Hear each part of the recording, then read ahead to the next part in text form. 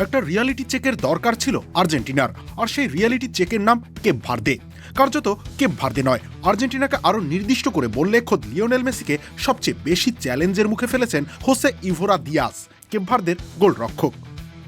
Football বিশ্ব যাকে এই বিশ্বকাপের মঞ্চে ভোজিনহা বলেই চেনে। দিন শেষে অতিরিক্ত সময় গড়ানো ম্যাচে 3 বার জালের দেখা খুঁজে পায় আর্জেন্টিনা। এই পরিসংখ্যান আসলে ভোজিনহার গুরুত্ব বোঝানোর জন্য যথেষ্ট নয়। কেবল সেভই তিনি করেছেন 7টা। সেটা না হলে অনেক আগেই কেপ ভার্দে বাড়ি ফিরে যায়।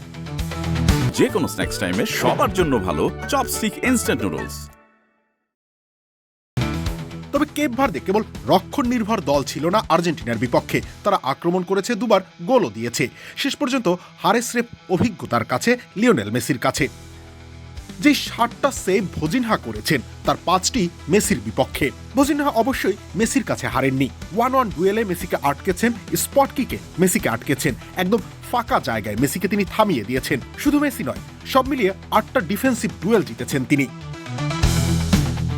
অথচ কাগজে কলমে মেসির চেয়ে তার বয়স বেশি। ভোজিনহার বয়স 40, মেসির 39।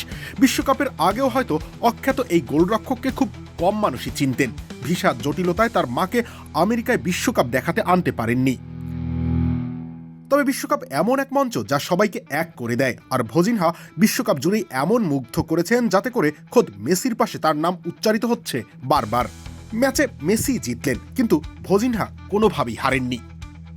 রবিউল ইসলাম রনি, খেলা 71।